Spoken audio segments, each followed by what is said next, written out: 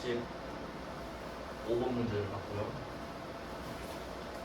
건물이랑 토지를 같이 샀을 때 이 건물을 어떻게 다룰지에 대해서 설명을 해드렸습니다.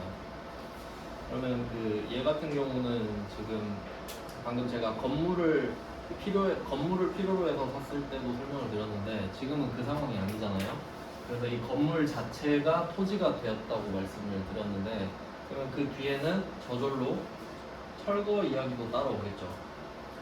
그래서 66번 문제는 정해진 대로 철거를 했다. 이렇게 나옵니다. 그러니까 65번 뒤에 66번은 당연한 거죠. 둘은 세트로 오는 겁니다. 같은 문제가 아니라 65번 이후에는 66번이 반드시 있다. 그러면 철거하는 비용도 당연히 불공이겠죠. 건물도 불공, 그 건물을 철거하는 것도 불공입니다. 국세청 입장에서는 건질 게 없기 때문이죠. 요거는 그냥 이렇게 설명드리면 될 것 같고요. 그리고 나중에는 또 뭐가 나오냐면 지금 이게 또 철거는 어떤 이슈가 있냐면 지금 건물과 토지를 방금 샀잖아요. 방금 사서 이 건물을 부수는 이야기를 하고 있죠. 그러면 이 철거 비용은 토지에 들어갑니다. 맞죠? 왜냐면 궁극적으로 생각하면은 우리는 평평한 토지를 갖고 싶거든요. 그러니까 평평한 토지를 취득하는 중이거든. 그러니까 그 건물도 토지고 철거 비용도 토지죠. 철거를 해야 토지가 생기니까 그런 의미인데 나중에 가면은 그냥 내가 쓰던 건물을 철거할 때도 있잖아요. 지금은 사자마자 철거니까 철거 비용이 토지지. 그럼 내가 건물을 쓰다가 한 10년 쓰다가 철거를 하잖아요. 그럼 걔는 개정과목이 뭐냐? 얘는 개정과목이 처분손실. 유형자산 처분손실이에요. 수수료인가? 그거는 그 다음에 문제 풀 때 정확히 알려드리겠습니다. 그러니까 결론은 사자마자 철거하면 걔는 토지입니다. 100%입니다. 근데 쓰던 거를 철거하면 비용 처리가 된다 이거죠. 그 정도 차이. 처분 손실이었던 것 같은데. 그 다음은 67번인데 67번이랑 68번은 같은 문제입니다. 67번은 세무 2급 거고 68번은 세무 1급 걸로 넣었거든요. 이게 그 키워드를 한번 보면은 67번은 토지 정지를 체크하시면 돼요. 토지 정지. 그러니까 이 토지 정지가 땅을 평평하게 하는 거거든요. 정지가 평평하게. 한번 생각을 해봐요. 우리가 이 건물과 토지를 같이 샀어요. 건물을 지으려고. 그럼 이 건물값은 토지. 이거 철거하는 철거 비용도 토지.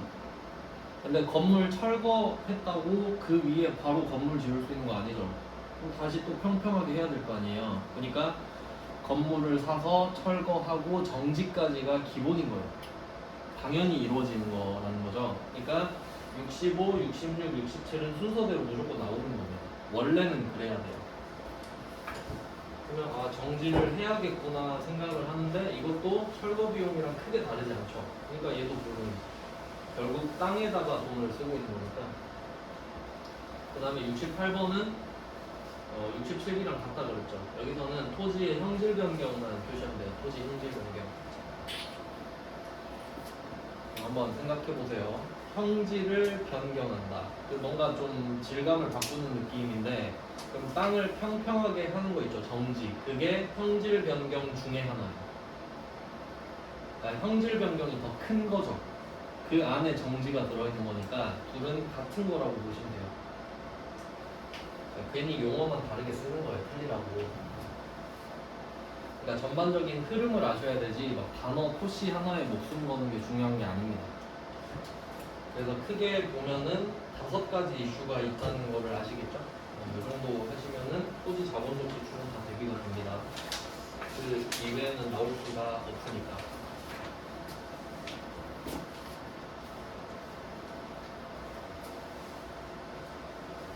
그 다음 이제 자동차 이야기 해야겠죠?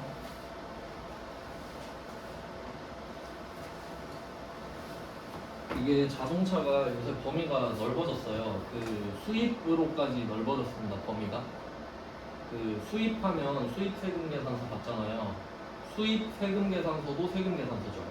걔가 불공으로 나온 적이 있죠, 최근에. 그래서 조금 더 꼼꼼하게 봐야 돼요, 불공. 그러니까 솔직히 말하면 어렵게 내면 계속 어렵게 될 수 있는데 안 낸 거 뿐이었거든요. 네, 잘 알아야 돼요. 그럼 자동차 한번 보겠습니다. 비영업용 소형 승용 자동차인데, 그러니까 여기서 그 봐야 될 용어는 두 가지를 구분해서 봐야 돼요. 비영업용이랑 소형 승용 자동차를 이렇게 끊어서 봐야 됩니다. 두 개를. 두 개. 그러면 첫 번째는 영업용 차량을 알아야 돼요. 영업용 차량. 영업용 차량이라고 해볼게요. 이 개념이 굉장히 중요합니다. 영업용 차량. 자동차예요, 차량은. 그럼 내가 이 차량을 영업용으로 쓰고 있다. 영업용 차량 들어보셨죠? 보통 상용차라고 하는데 상업용 차량. 그 원래는 기준이 그거예요. 길 가다 보면 노란색 번호판 있죠. 버스, 택시. 그게 그거예요. 영업용 차량이거든요. 근데 여기서는 조금 더 범위가 넓어요. 영업용 차량은 이 차가 없으면 돈을 못 벌 때. 이 차가 없으면 돈을 못 벌잖아요. 그러면 이 차는 영업용 차량이에요. 그러면 뭐 방금 말씀드린 대로 가장 대표적인 게 운수업이죠. 운수업. 운전하는 업종. 그러면 택시 회사가 택시 없으면 돈 못 벌죠. 버스 회사 버스 없으면 돈 못 벌죠. 화물차도 화물차 없으면 돈 못 벌죠. 뭐 그런 식이에요. 그래서 그런 식으로 응용을 하시면은 운수업 하나만 딱 알고 계시면 되는데, 네, 이런 식으로 응용을 할 줄 아셔야 돼요. 그러면 이런 식으로 가면 그 중고차 매매업이죠. 중고차 매매업. 그럼 중고차 매매업자도 중고차 없으면 돈 못 벌죠. 그럼 그것도 영업용 차량이에요. 그 중고차 매물도. 그리고 또 그런 것도 있죠. 그 운전학원 있죠. 운전학원의 노란 차. 그것도 영업용 차량이고, 그 경비업체 있죠. 경비업체. 주황색 등 달고 다니는 차. 그 차도 영업용 차량이에요. 뭐 그 정도로 생각하시면 돼요. 그러니까 결론은 뭐냐면 이 영업용 차량이냐 아니냐 있죠. 영업용 차량 여부는 업종으로 결정이 되는 거예요, 이미. 근데 우리는 업종이 제조업이죠. 제조업. 그럼 제조업이 차가 없으면 돈을 못 버나요? 그건 아니잖아요. 제조업은 공장이 제일 중요하잖아요. 차가 없으면 불편하겠지. 그래서 우리는 제조업이니까 우리 회사가 갖고 있는 모든 자동차 있죠. 그 차들은 전부 다 비영업용 차량입니다. 일단 이렇게 끝이에요. 그러니까 우리는 영업용, 비영업용을 구분할 필요는 없어요. 우리 무조건 비영업용이니까. 업종으로 끝났으니까. 그래서 그 문제에서 이런 식으로 많이 하잖아요. 영업부에서 자동차를 샀다. 상관없죠, 우리랑. 우리가 갖고 있는 차는 이미 비영업용 자동차고 영업부에서 쓴다고 해서 비영업용이죠. 뭐 그렇게 구분하시면 돼요. 영업의 뜻이 다르니까. 그러니까 이거는 신경을 안 써도 된다. 그 다음에 소형 승용차로 가면 되죠. 소형 승용차는 뭐 이거는 경차가 아니라 그냥 승용차 전반을 말하는데, 얘는 얘 스펙 아시죠? 8인승 이하 1000cc 하고 배기량 1000cc 초과 여야 됩니다.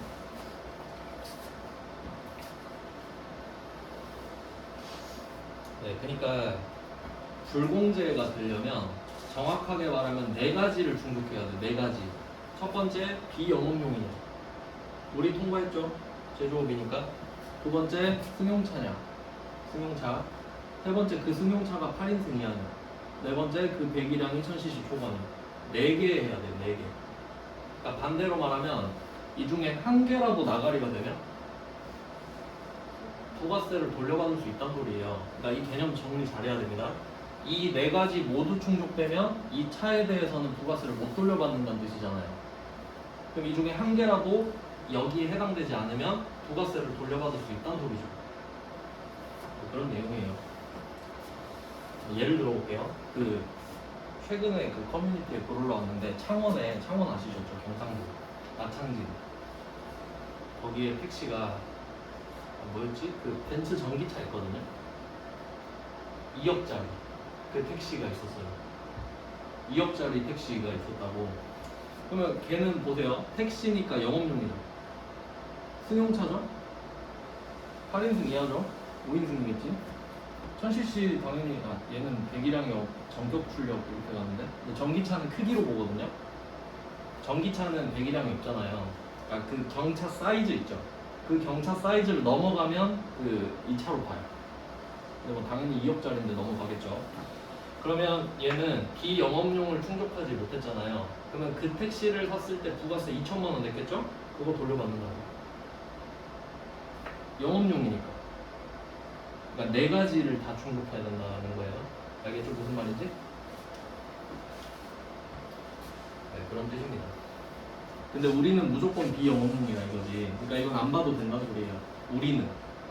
다른 사람들은 보겠지. 그리고 보통 이거 풀 때 개별 소비세란 말도 같이 나오는 거 보셨을 텐데 이것도 정리를 잘해야 됩니다.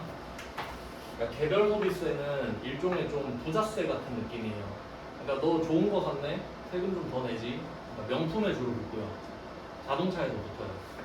그러면 개별 소비세, 과세 대상 이런 말 나오는데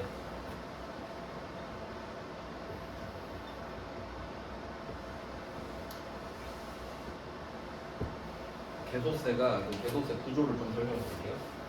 제가 맨날 했던 예시인데 이제 이것도 좀 이해를 해야 좀 문제 풀 때 도움이 되니까 제가 맨날 아반떼로 했었죠. 아반떼가 트림이 3개 있는데 그 중에 중간 트림이 한 2,000 해요. 2천만 원 정도 상품. 두 번째 트림이 캐스퍼랑 좀 비슷하죠 가격이. 그럼 아반떼 2천만 원짜리를 산다고 해봅시다. 그럼 이게 공장도 가격이에요. 출고 가격이라고 하죠. 그러니까 현대자동차에서는 이 차를 2천만 원이라고 생각하는 거야. 그리고 2천만 원에 온 거예요. 그럼 이때 세금을 한번 붙여볼게요. 일단 자동차에는 개별 소비세가 붙어요. 그러니까 우리 입장으로 한번 생각해 보면은 우리 아반떼 산다고 했을 때 개별 소비세가 5%가 붙습니다. 지금은 아마 3.5%일 거예요. 근데 원래는 5%거든요. 그러면 개별 소비세가 5%면 100만 원이죠. 100만 원 붙어요. 그리고 개별 소비세 부가세가 지방교육세가 있어요. 부가세는 부가적으로 붙는 세금이에요. 그럼 얘는 개별 소비세 30%거든요. 그럼 30만 원이 붙죠. 그러니까 여기서 차를 샀다는 이유로 바로 130만 원 붙는 거예요. 6.5%예요. 그냥 내는 거야, 130만 원. 자, 그러면 차 가격이 이렇게 되는 거예요. 2,130만 원이 됐어요. 이제 부가가치세 내야지 또. 그럼 여기에 부가가치세가 또 붙어요. 그럼 부가가치세는 2,130만 원의 10% 해서 213만 원이 붙어요. 그럼 지금 아반떼 2천만 원짜리 사러 갔는데 일단 2,343만 원 내야 돼. 세금 때문에. 그리고 취득세 내야죠. 취득세는 취득세 7%. 근데 취득세는 별개죠. 따로 내는 거니까. 그럼 2천만 원에 7%예요. 여기에 7% 붙으면 좀 안 되니까. 얼마지? 140만 원인가?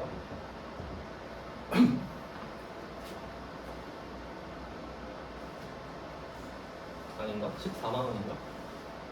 7%면? 맞죠? 140? 맞지 않아요? 이 정도 내셔야 된다고 차 살 때.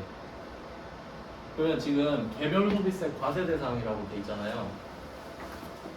비영업용, 소형 승용차 8인승 이하 1000cc 초과가 다 해당돼야 돼. 그러니까 지금 여러분이 아반떼를 사러 간 거예요. 그러면 그 아반떼가 여러분이 타고 다니는 용도인데 영업용인가요? 아니지. 그럼 비영업용 당첨. 승용차 맞죠? 그러니까 여기서 승용차는 화물차의 반대 개념이에요. 내가 타고 다닐 거잖아. 승용차 8인승 이하죠? 1000cc 넘죠? 아반떼가 1600인가? 하니까 그럼 여러분은 개별 소비세 내야 된다 이 말이지. 그럼 개별 소비세를 냈잖아요? 그럼 이거는 그 우리 개인 입장에서도 그렇고 그 법인이 차를 샀을 수도 있잖아요. 그래도 개별 소비세는 내는 거죠. 근데 문제는 이 부가가치세 돌려받을 수 있냐 이거잖아요. 우린 못 돌려받지 어차피 소비자니까. 그럼 사업자는 이거 돌려받고 싶겠죠? 못 돌려받는 거. 그러니까 핸디캡을 두 번 줘버리는 겁니다. 첫 번째, 개별 소비세를 내라. 그러면 이걸 그냥 내야 되잖아요. 그리고 부가가치세 냈죠. 이거 못 돌려받잖아요. 그럼 만약에 이 아반떼 뭐 택시는 없는데 아반떼를 택시로 샀다고 해봐요. 택시로 샀다고 합시다. 그러면 개별 소비세 안 붙지. 그럼 교육세 안 붙죠. 그럼 이 택시는 2,000이죠? 그럼 부가세는 200이 붙을 거 아니에요. 근데 그 부가세는 돌려받겠지. 그러니까 이 택시를 딱 2,000을 쏙 빼오는 거야. 취득세도 싸요. 택시는 4%고 차세도 싸요. 자동차세도. 왜냐면 영업용이잖아. 돈 벌라고 지금 산 차니까.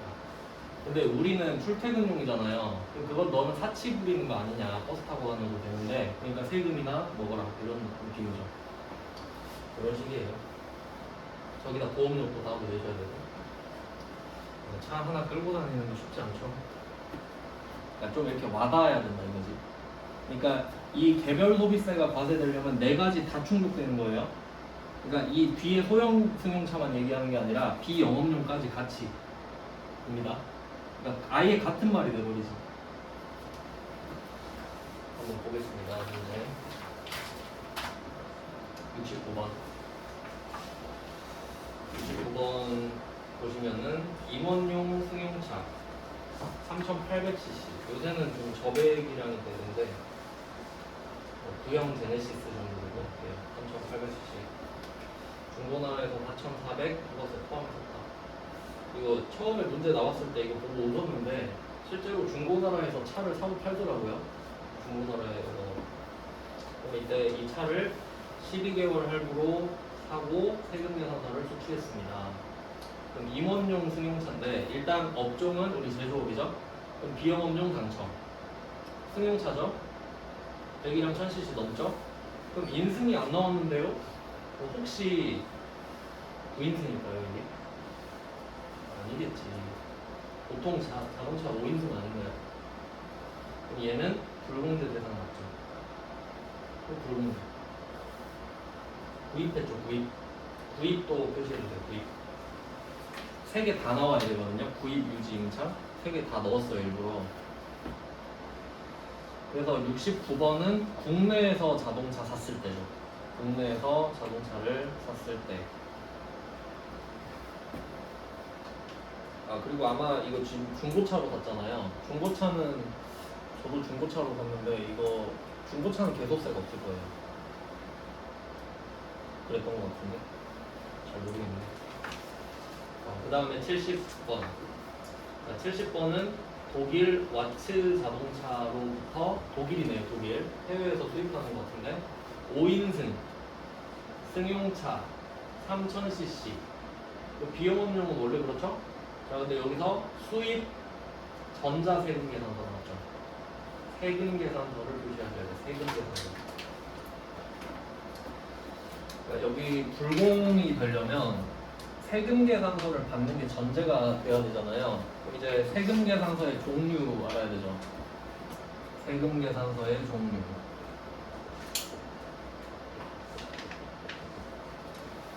첫 번째 당연히 세금 계산서 나올 거고요. 두 번째는 수입 세금 계산서.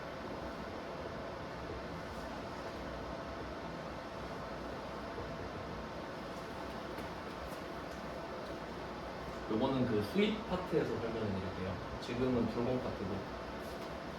그러면 세금 계산서는 부가가치세 10%가 기재되어 있고요. 수입 세금 계산서도 부가가치세 10%가 기재되어 있습니다. 맞죠? 이렇게 됩니다. 그리고 한 개 더 있죠? 영세율 세금 계산서. 영세율 세금 계산서.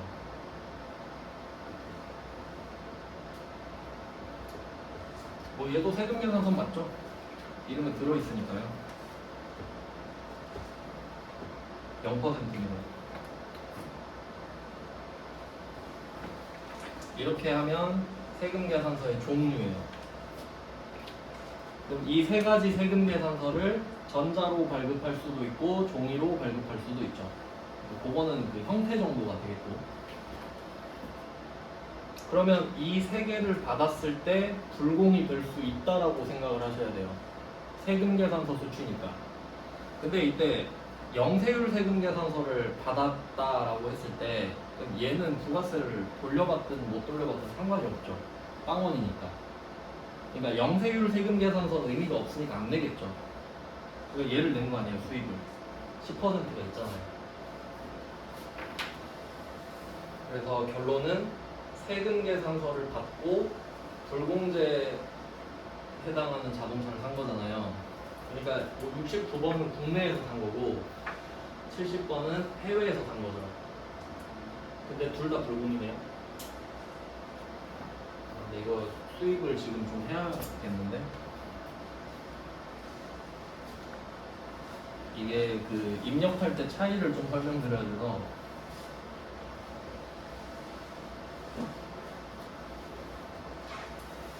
수입을 지금 해야겠습니다.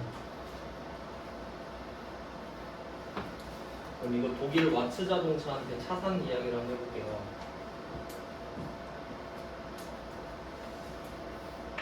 한 E클래스 350 정도 되겠네. 8,800이면은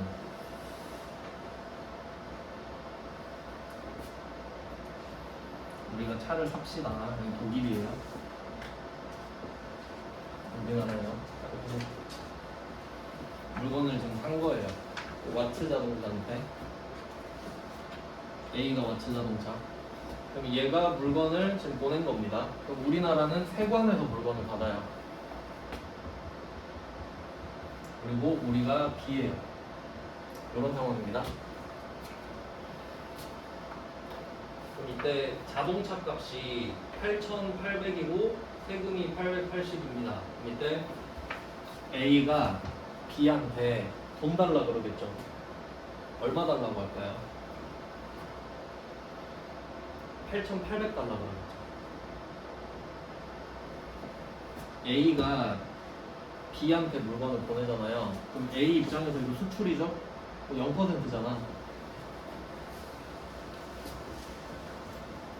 그 거의 대부분의 나라가 소비지구 과세 원칙을 선택하고 있어서 수출할 때는 0%입니다. 그러니까 수출할 때 0% 하는 애들끼리 수입 수출하는 거예요. 그러니까 거의 모든 나라가 그렇겠지. 그러면 B한테 얼마를 요구해요? 8,800 요구하죠? 8,800을 달라. 그럼 8,800을 줍니다. 줘야 되죠? 그러면 뭐 돈을 어떻게 받기로 하고 지들끼리 이야기하고요. 뭐 원래 그 뭐 신용장 이런 게 있는데 그 이야기는 안 하고 8,800을 받기로 했어요. 그럼 얘는 물건을 보내죠. 그럼 세관에 도착했다고 연락이 오겠죠? 그럼 우리는 관세 부가가치세를 내야 되는 거예요. 그럼 이때 세관장이 이때 A가 차를 보내면서 세금 계산서를 안 주잖아요. 어차피 너랑 나는 나라가 다르니까 우리 거는 필요 없지, 안 줄게 하고 증빙 안 주죠. 그럼 세관한테 연락이 왔고 세관장이 나한테 말을 하죠. 너 어차피 국내에서 물건 샀어도 8,800짜리 사면 880 줘야 되잖아. 그거 내가 그 국세청장 대신에 내가 거둘게. 880 내놔. 이러겠죠? 그럼 우리는 뭐 그러네요 하고 얘한테 880 주면 되는 거잖아요. 맞죠? 그럼 이렇게 하면 국내에서 샀을 때랑 해외에서 샀을 때랑 그게 똑같죠. 일단 부가가치세 측면으로 보면. 근데 문제는 뭐냐면 국내에서 물건을 사면 세금 계산서를 받잖아요. 근데 A는 세금 계산서를 안 주잖아요. 그럼 우리가 세관장한테 880을 내면서 이 얘기를 하죠. 저 국내에서 사면 세금 계산서를 받는데, 그럼 이때 세금 계산서의 역할을 생각해 보잖아요. 그럼 세금 계산서에 8,800이 써 있고 880이 써 있단 말이에요. 그럼 이 두 개의 기능이 뭐냐 생각을 해보면 두 가지 기능이 있거든요. 첫 번째, 880만 원이 매입세액이잖아요. 얘는 환급받을 수 있죠. 100% 페이백이죠. 개꿀이죠. 880 냈다. 그러니까 사실 안 낸다고 생각하는 거지. 냈다가 돌려받으면 되니까. 그러면 우리는 이거를 돌려받는 데 쓰는 거예요. 세금 계산서를. 지금은 못 돌려받지만. 그러니까 이게 만약에 원재료였으면 880 돌려받을 수 있는 거죠. 그리고 두 번째 기능 8800 있죠. 그럼 내가 정확하게 8,800만 원짜리 물건을 샀다는 증거가 되잖아요. 그럼 이게 비용 처리가 되는 거죠. 이거는 그 법인세랑 소득세에서 비용 처리가 됐다는 소리예요. 돈을 썼다는 증거가 되는 거지.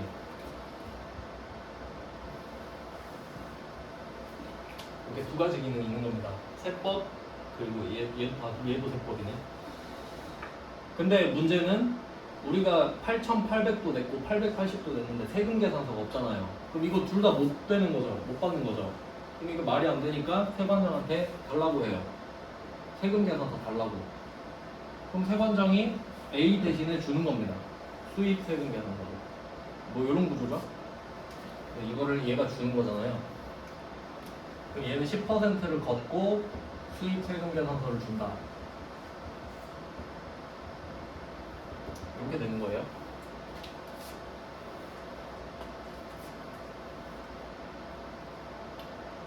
이해되시죠?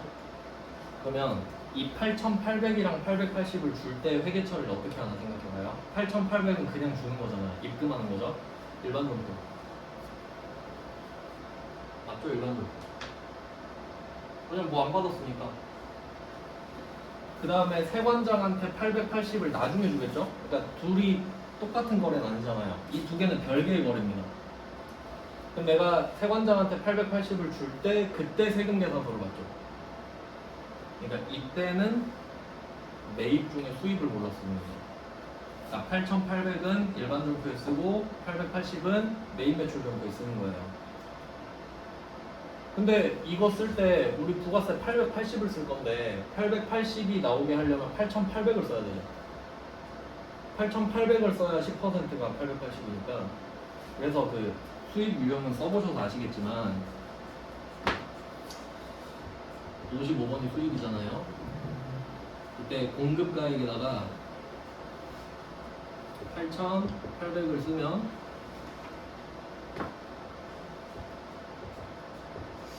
부가가치세가 880만 원이 기입이 되는 형태잖아요.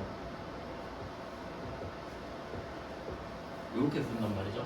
그러니까 여기서 포인트는 우리가 880만 원을 내면서 수입 세금 계산서를 받는데 그 수입 세금 계산서에는 8,800, 880이 써 있어야 돼요. 내가 8,800 입금한 것도 증거로 남아야 되니까. 그러니까 8,800은 따로 주지만 이 서류에는 이게 같이 적혀 있는 거지.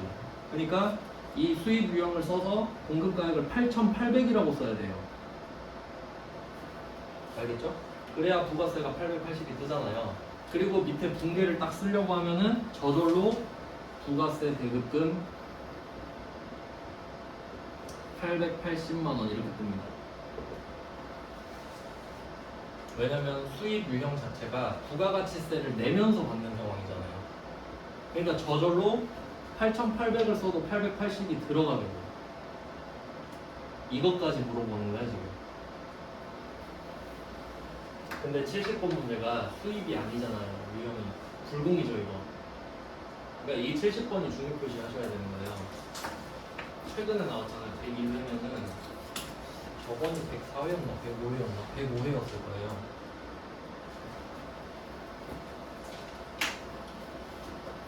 그러니까 다시 상황을 생각해 볼게요.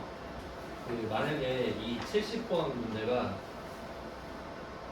5인승 업무용 승용차가 아니라 화물차라고 해볼게요. 화물차. 화물차면 승용차 아니죠. 그럼 얘는 불공제 사유가 아니잖아요. 그럼 유형이 55번 수입일 거 아니에요. 맞죠? 부가세 돌려받을 수 있으니까. 그러니까 이게 그 세 가지 상황을 같이 생각하신대요. 지금 이게 5인승 업무용 승용차잖아요. 그럼 이 부가세를 못 돌려받는 상황이죠. 그럼 이걸 돌려받으려면 어떻게 돼야 되냐면 네 가지겠다. 첫 번째는 이 차가 경차인거예요. 배기량 1000cc 이하. 일 때 부가세 돌려받을 수 있고, 두 번째는 화물차일 때. 화물차. 승용차가 아니라 화물차. 세 번째는 승합차일 때죠. 9인승 이상 차일 때. 그리고 네 번째, 이것까지 알고 계신 건데 네 번째는 영업용 차인데요. 근데 우리는 영업용 차가 될 수 없다 그랬잖아요. 근데 반전이 하나 있어요. 우리가 차를 떼다가 팔 수도 있잖아. 막 외제차 떼다 파는 회사들 있죠. 그러면 내가 이 차를 타는 게 아니잖아요. 그럼 이 차가 영업용 차가 되지. 그러니까 상품이네. 제품일 순 없고요. 수입이니까. 그러니까 네 가지 케이스까지 생각을 해주시면 제일 좋은데, 그럼 그 네 가지 케이스라고 하면 부가세를 돌려받을 수 있는 거잖아요. 그럼 그때는 55번 수입 쓰는 거 맞죠? 그럼 부가세만 내고 딱 끝 이러면 되잖아요. 근데 이게 유형이 불공이라고 그랬죠. 그럼 불공을 쓰고 8,800을 쓰면 어떻게 돼요? 8,800에 880이 붙어버리잖아요. 그럼 밑에 가서 880으로 따로 바꿔야겠죠. 금액을. 그게 포인트야. 그러니까 오답률이 어마어마할 겁니다. 70번은. 왜냐하면 이론적으로도 알아야 되는데 프로그램상으로도 차이가 있으니까. 한 번씩 해보셨으니까 무슨 말인지 알 거라고 생각해요. 그러니까 금액이 9,680으로 돼 있는 거를 880으로 바꾸셔야 되고요. 그리고 계정 과목이 원재료로 돼 있겠죠 원래. 그럼 이걸 뭘로 바꿔요? 차량 운반부로 바꿔야지.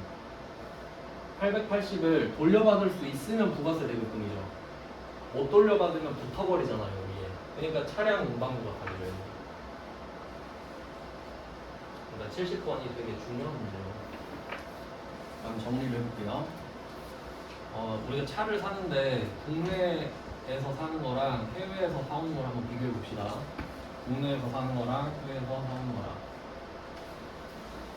그럼 국내에서 차를 사는데 아까 말씀드린 4개 있죠. 뭐 경차, 화물차, 승합차, 그 다음에 뭐 상품 이런 용도로 사면 51번 과세죠. 그러니까 이거 부가세 돌려받을 수 있다는 소리죠. 세금 계산서를 받고 부가세를 돌려받을 수 있다. 근데 승용차다. 그러면 바로 54번 불공되잖아요. 이건 맨날 했던 거죠. 요거는 이제 틀리면 안 되잖아요. 근데 이제 해외로 갔어요. 우리가 차를 수입할 수도 있잖아요. 그럼 차를 수입했을 때 역시 4가지에 해당되면은 얘는 55번 수입이 되는 거죠. 차이가 있다면 이 과세 쪽은 얘는 110%를 관리하잖아요. 100%는 물건값, 10%는 부가세 같이 적잖아요. 과세는. 근데 수입은 10%만 적죠. 100%는 따로 줬으니까. 그 다음에 수입을 했는데 불공일 수도 있죠? 그럼 얘도 불공이죠. 불공은 하나뿐이니까. 이렇게 되는데, 근데 문제는 이 불공도 110%를 관리하는 애잖아요. 이게 문제가 된다 이거죠. 그러니까 해외에서 물건을 샀을 때도 불공이 될 수 있는데, 불공은 국내를 염두에 두고 만든 유형이기 때문에 해외에서 사왔을 때 불공을 쓴다면 이 금액을 10%로 수정해서 써야 된다. 이런 거죠. 네, 그렇습니다. 내용은 그렇고요. 직접 해보시면 아실 겁니다. 그 다음은 71번. 요것도 좀 괜찮은 문제여서 넣어봤는데 세무 1급이잖아요. 세무 2급 범위는 아닙니다. 범위는 아닌데 낼 수 있을 거라 생각해요. 그럼 여기서 봐야 될 거는 우리 회사는 신한은행이 은행 업무용으로 사용하던 중고승용차를 990만 원에 샀다. 돼 있죠? 그럼 은행이잖아요. 은행, 신한은행. 여기다가 면세사업자라고 써도 돼요. 은행에다가.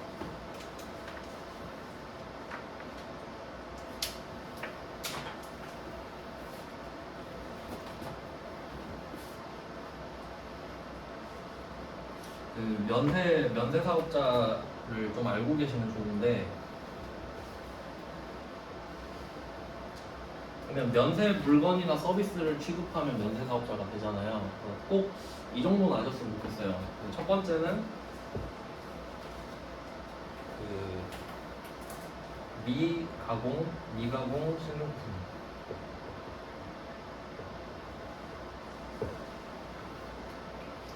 미가공 식료품. 그러니까 이게 그 쌀, 과일, 야채 이런 거죠. 가공 안 하는데 먹는 거. 그런 게 면세니까 내가 과일 장사하고 싶다. 그럼 면세 사업자인 거예요. 두 번째는 금융업.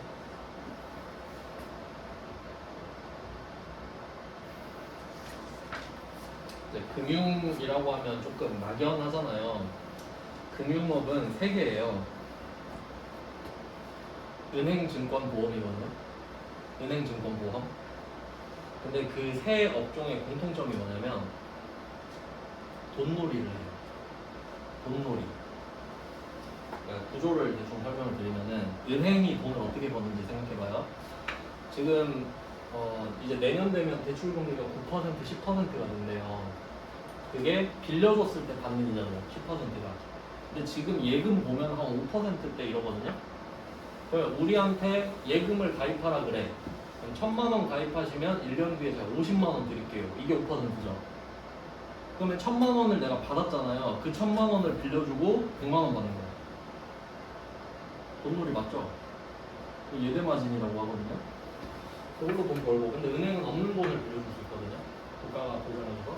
근데 보험회사도 그렇죠. 보험료 납입하세요 해서 그걸로 주식하고 있어요. 증권에서도 마찬가지예요. 그러니까 결론은 돈이 들어오는 걸로 주식하는 거예요. 국민연금도 돈 들어오면 주식하잖아요. 비트코인하고. 그게 금융이에요. 그러면 결과적으로 돈이 왔다 갔다 하면 금융이거든요. 그럼 한번 생각을 해보세요. 내가 돈을 빌리러 갔어요. 은행 가서. 저 1억 빌려주세요. 하면 1억 주죠. 그럼 혹시 부가가치세 1,000만 원 주세요 라고 하나요? 말이 안 되죠 그거. 그러니까 돈을 빌리고 빌려주는 거는 면세일 수밖에 없어요. 맞죠? 그래서 면세예요. 그러니까 금융. 그러니까 은행은 면세 사업자 맞죠? 그러니까 러시앤캐시 있잖아요. 러시앤캐시랑 신한은행이랑은 업종이 같아요. 국가가 밀어주냐 안 밀어주냐 차이지. 이자율의 차이고. 그 다음에 세 번째가 의료 서비스 있죠. 병원도 면세죠.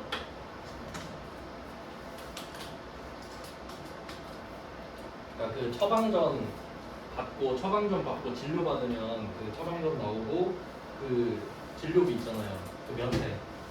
처방전 갖고 약 지으러 가죠. 그것도 면세. 근데 일반 의약품 있죠. 타이레놀 하나 주세요 하면 타이레놀은 과세. 뭐 이런 느낌인데, 그러니까 요 정도는 알고 계시면 돼요. 면세는. 그러니까 여기 신한은행이 나왔잖아요. 근데 뭐 서울대병원 이렇게 나올 수도 있다는 거죠. 어쨌든 면세 사업자라는 뜻이에요. 그러니까 뭐 과일 장수라고 해도 되겠네 그러면. 쌀 장사라 해도 되겠고. 자 근데 이 사람한테 지금 승용차를 샀잖아요. 근데 잘 보시면은 990만 원이라 써 있죠. 근데 우리가 숫자 봤을 때 그 위에 거랑 한번 비교해 볼까요? 69번. 69번 문제 보면은 4,400만 원에 부가가치세 포함이라고 써 있죠. 그러니까 보통 이 금액 뒤에는 부가가치세 포함이나 부가가치세 별도라는 말을 반드시 같이 한단 말이에요. 근데 얘는 아무 말도 안 하죠. 뭐 아무 말도 안 할 수도 있죠. 이렇게 생각할 수 있는데 면세 사업자랑 얘 둘이 붙으면은 면세 사업자한테 물건을 사잖아요. 면세예요. 면세 사업자한테 물건 사면 면세입니다. 면세 사업자 얘가 있고 우리가 과세 사업자라고 할게요.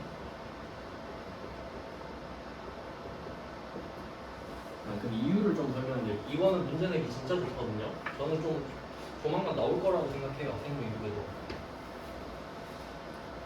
그럼 이제 면세 사업자가 과세 사업자한테 물건을 파는 겁니다. 그럼 990만 원이잖아요. 이게 차값이에요. 그러니까 자동차는 과세 물건이기 때문에 원래 부가세를 99만 원을 붙여야 되거든요. 이게 맞죠? 근데 국세청 입장을 생각을 해봐요. 국세청은 좀 크게 봐야 되잖아요. 면세 사업자는 원래 계산서 주죠. 파는 물건이 다 면세니까. 근데 어쩌다가 이런 식으로 중고차 팔 수도 있잖아요. 그러면 국세청 입장에서는 야 너도 과세 물건 팔았으니까 부가세 99만 원 걷어서 나한테 줘 할 수 있죠.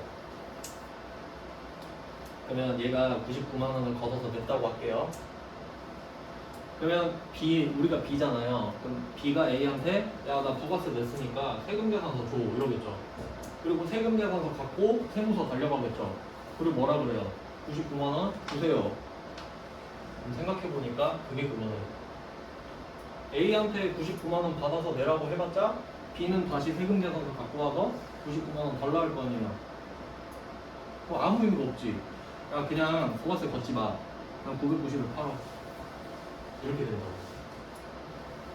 그럼 너 하던 대로 그냥 계산서 줘. 어쩌다 한 번인데 뭐 이런 느낌이에요. 그러니까 이거 한 번 이해하면 나오면 개꿀이죠. 면세 사업자한테 차 샀다. 오 면세. 이러면 끝이에요. 그리고 보세요. 밑줄 쳐 있죠. 이 밑줄을 제가 친 게 아니에요. 밑줄이 쳐져 있었어요. 부가가치세법 규정을 준수하여 증빙을 전자발급하였다 돼 있죠. 이게 무슨 말이냐면 전자발급이 가능한 게 이름에 계산서가 들어간 것밖에 발급을 못해요. 그러니까 계산서랑 세금 계산서밖에 없지.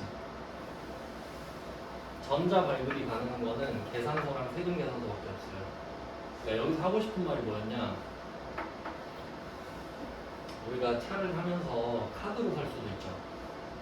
현금으로 사고 현금 영수증 받을 수도 있잖아요. 가능성은 있죠. 근데 카드 점표랑 현금 영수증은 전자 개념이 없어요. 그러니까 여기서 말하는 게 뭔지 알겠죠? 계산서 받았다고 지금. 계산서밖에 안 된다고. 알겠어요? 무슨 말인지? 그러니까 답이 매입 면세라 이 말이에요. 그러니까 요거는 답이 불공이 아니죠? 그러니까 과세 차를 샀는데도 면세일 때까지 지금 써놓은 거 아니에요. 참고하시면 좋을 것 같습니다. 그러니까 만약에 여기서 카드 점표를 받았다고 할 수도 있죠. 그러면 답이 매입 카면이 되잖아요. 그것도 나쁘지 않은데. 현금 영수증 받았다면 현면이 될 테고. 그 정도 낼 수 있지 않을까요? 뭐 이렇게 해서 차를 일단 산 거까지 해봤는데 오늘은 여기까지 하겠습니다. 네, 내년에 뵈요.